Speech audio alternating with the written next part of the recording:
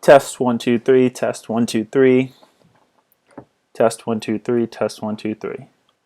Test 1 2 3. Test 1 2 3. Test 1 2 3. Test 1 2 3. Hey guys, welcome back to another episode of the GR8 podcast. Today we are talking about the NBA Finals, specifically Game 5, and what the implications of the winner and loser of that game mean for the rest of the series. But first, I want to take a quick little shout out to all my viewers, all my listeners for the past 2 episodes. I think in total we have 12. 12. But hey, 12 is better than 0. 12 is better than 11. So thank you guys so much for listening. Thank you guys so much for taking time out of your day and listening to my podcast episodes. It really means a whole lot. I know, nothing is professional about this. It's just me in my room with my little laptop doing this. It's not like a major, media company or sports company doing this. It's just me. So it means a lot. Thank you guys so much for listening, and hopefully you guys continue to just keep on listening and hearing what I have to say about certain things. Anyways, we're going to get into Game 5 of the NBA Finals. To just kick it off, I recorded an episode before the Game 5. It was like yesterday, and I had a lot of predictions about Game 5, and I had a whole lot of predictions about the rest of the series, and a whole lot of analysis of the before Game 5. Now I have a whole different perspective about all of it. So I'm kind of glad that I wasn't able to, one, finish that episode, and two, publish it and put it up on Spotify for people to hear, because I was way too rushed. But I think I have a little bit better understanding of where these two teams are at, better understanding of what I want to say in this type of episode. So let's just say the Warriors are going to win this series. Okay, the Warriors are going to win. And the first takeaway that I have, and the first reason for that through these games, is that the Celtics need to be perfect for at least one quarter or an entire half of a game to win. Okay, and that's asking a lot, but that's also asking not a whole lot from a team that's in the NBA Finals. It's my other takeaway. Well, I guess it's the same takeaway, but it's connected to the first one, that the Warriors do not need to play perfect ever to win a single game in these NBA Finals. Sure, the Warriors have been playing well, but as we've seen them in the past, and as we've seen them through the regular season and these playoffs, they can play a whole lot better and still win, but easily lose. And in these finals, they have been winning. They're 3-2, obviously up on the series, and they go back to Boston for Game 6. The reason I say all this is because Steph Curry had 12 points. Okay, he had one of his worst shooting nights of all time, right? He had a 300 game something streak, regular season and playoffs, of hitting at least 1 3 in a single game. That streak was broken last night. He didn't hit a single 3. He went for 0 for 7, 0 for 8, or 0 for 9. He did not hit a single 3. But the Warriors still won by double digits. And the reason for that is Andrew Wiggins. And Andrew Wiggins is the number one story, the number one player coming out of that game. He played super well, don't get me wrong. Absolutely. Andrew Wiggins played out of his mind. He had about 26 points or something like that. 23, 26. He played extremely well. He did not make a single three-pointer, and he got all of those points from layups, little pull-up jumpers, or off of the free throw line. And it goes to show that the Warriors do not need Steph Curry, right? And that was one thing that I recorded in my last quote-unquote episode that I didn't actually publish, is that the Warriors need Steph Curry, because last game, Steph Curry went off for 43 points, and they won by a slight margin. Sure, I think it was maybe, it was 10 or less than 10 that they won. This game, they win by double digits, and Steph Curry doesn't even have 15 points. He has 12. Draymond Green played a little bit better. He fouled out yet again, but he was better on the offensive side of the ball. He was a threat offensively, and I think that's what the Warriors were lacking earlier in the series. Klay Thompson was a threat offensively, and I think that's also what was lacking most of the series. I think there's a statistic that I can't remember up during the game. I can't remember what it specifically said, but it basically said that Klay Thompson played pretty bad in the first 2 games and pretty good in the second 2 games. So he's been increasingly getting better, more confident. He's shooting the ball well. He's shooting the ball at least a little bit better than he has been, and I think that's integral. Jordan Poole, I think earlier in these finals was almost unplayable, and now he's hitting half court shots at the end of the third quarters all the time. It's so interesting because we can talk about the Warriors all day long and how they quote unquote won this game, or how Andrew Wiggins quote unquote won this game for the Warriors. I think the Boston Celtics lost this game. I think you can almost easily say that. You can easily say that the Boston Celtics won this game because they played close to bad. Close to very, very bad. The reason that I say that is because all series, they look like they've been fighting uphill. Even in their wins, they look like they're fighting uphill. At any point, they could just lose it, turn the ball over, and just be like, okay, well, there it is. I guess we lost this game. I think in the third quarter, they had around 16 turnovers. But also in that same quarter, they cut the lead from 16 to they were up by 1 or 2 at one point in the third quarter.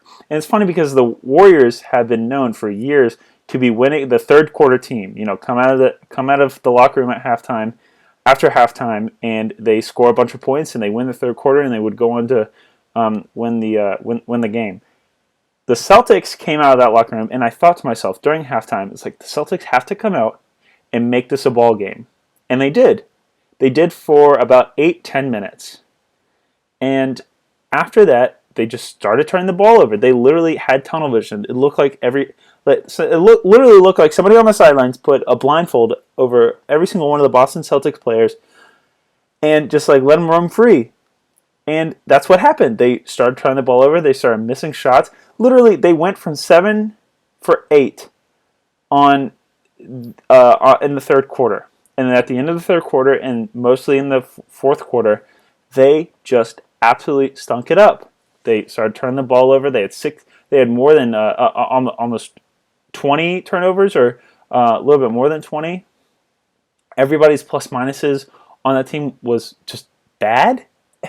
Jaylen Brown played not as well as he has been, but he was still a little bit confident. A little bit less confident than he usually is. Jason Tatum looked like he was more confident shooting bad shots.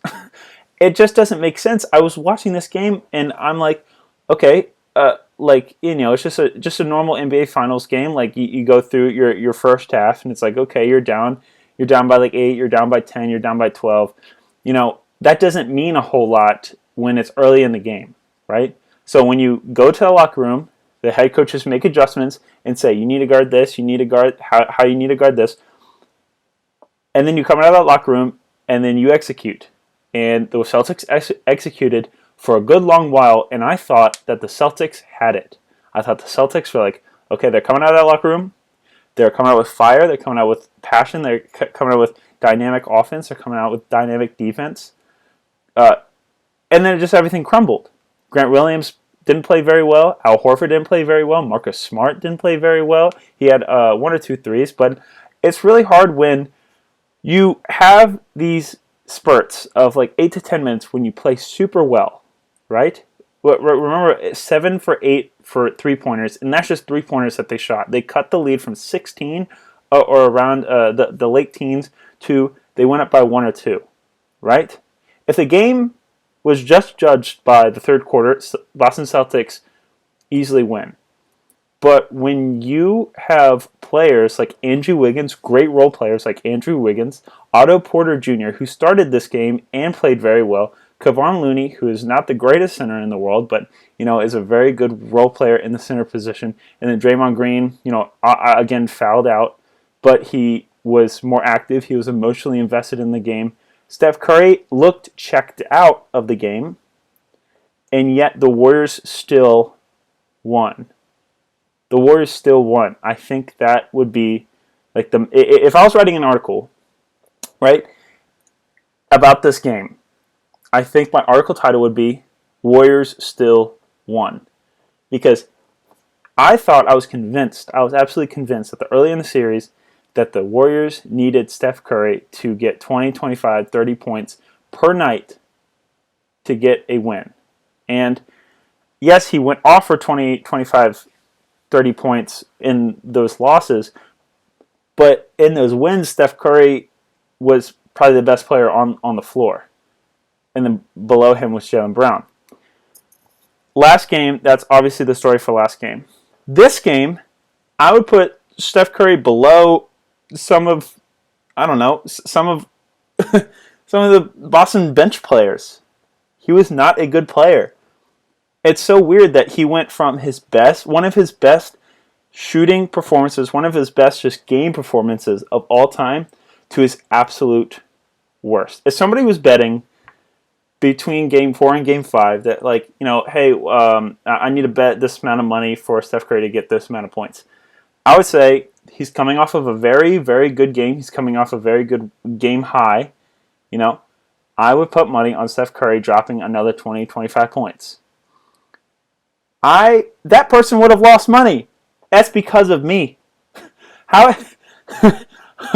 Because I would have told him that, everybody else in the world thought that Steph Curry was going to play again super, super well, and he didn't. And the Warriors still won. It's because of these role players. It's because of people are stepping up, getting a little bit more confident, and plus they're at home, so the crowd was into it. Now they go back to Boston, right? And Boston needs to play perfectly at all minutes in every minute of this game. They need to take good shots.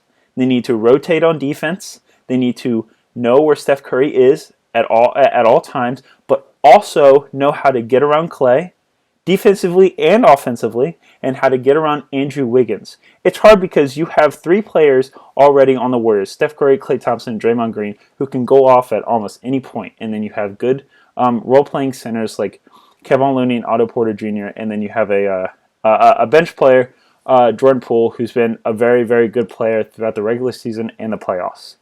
Not a very good player in the finals, but he's been a little bit more confident and playing a little bit better within these last couple games.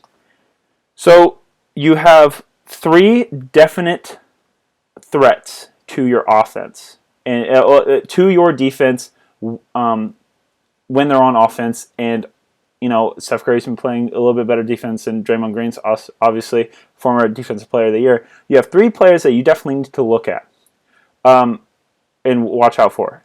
Otto Porter Jr., Kevon Looney, you can throw them out. Sure, they're good players that always threat for a lob, but Jordan Poole, that's a fourth player that now you need to search for. Now you need to look after him. Now you need to be aware of him on defense. And then now you need to be aware of Andrew Wiggins scoring on you, dropping 20, almost 30 points. And also he had a double-double. Before the last game or the game before, he had 11. His career high of rebounds was 11. And he had a career high of 16, 17, and then Game 5 he had a career high, not a career high, but he grabbed about 13, 14 rebounds. So when Andrew Wiggins is getting more comfortable and the shots are coming easier to him offensively, and he's getting rebounds and providing second chance opportunities for the Warriors, you have five guys who would be on the who can start on. Who can start the next game with that starting five? Do you really want to be doing that, Celtics? I mean, sure, you're going to be at home, but you'll have five offensive great guys who can shoot the ball lights out. Well, not Draymond Green, but he can still shoot the ball. But he's still an offensive threat, and he proved that last game. With the pick and roll, looking to drive it to the basket. People who can finish inside like Andrew Wiggins and Draymond Green. Suddenly, the Celtics defense doesn't seem like all there now, right?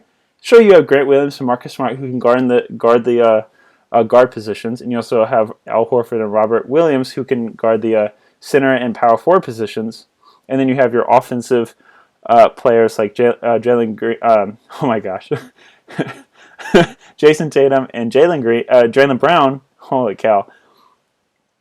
But when none of your guys are rolling, when your star player, quote unquote star player, Jason Tatum, hasn't been playing well and doesn't play in a need to win game, and then the rest of your team can't pick it up for you, that's what happens to the Celtics.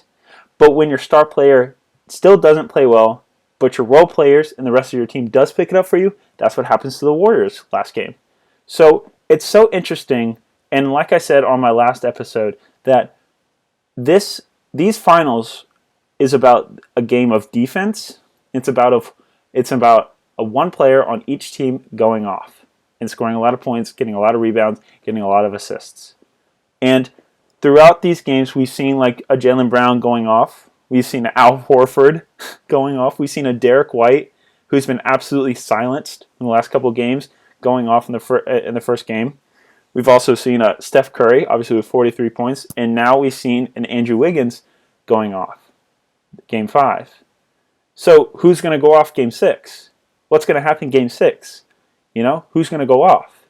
Who's going to be that one player that, takes their team to the championship or takes their team to a Game 7, right?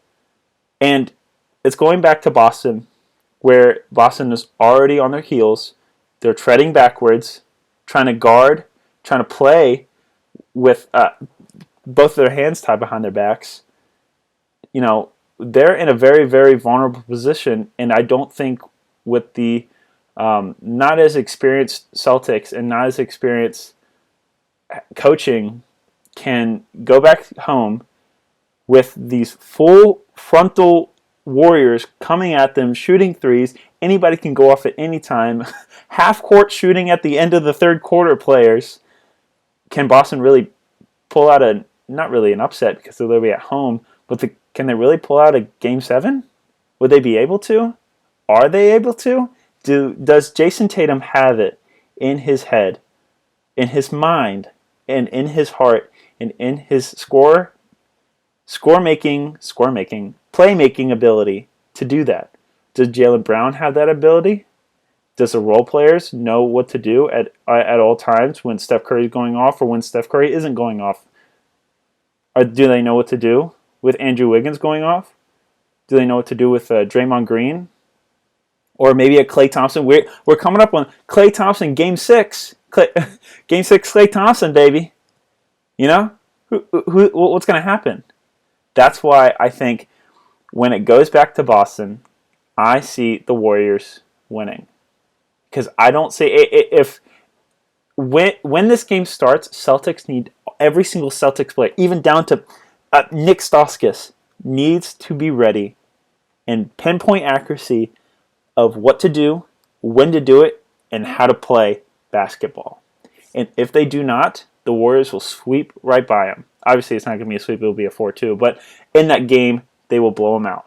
I certainly believe so. And a lot of people are saying that the Warriors, they're a little bit too cocky, a little bit too arrogant. No, they're going to, lose Game 6 and then go back to home and just blow them out there. I don't see the Warriors doing that. It's certainly in their repertoire. It's certainly in their resume. It's certainly in their capability. But I think that the Celtics are a little bit too spotty, a little bit too unpredictable for that to happen. If Celtics win Game 6 and you go back to San Francisco and you start playing some basketball with the Celtics, hot on their feet, on their toes, ready to play, good defense, it could be a tough game for the Warriors, and I don't think the Warriors really want to risk that, losing when they literally had 2 chances to do so. So I'm really excited for Game 6. There's a lot of defensive capability, not capabilities, abilities. What's the word I'm looking for?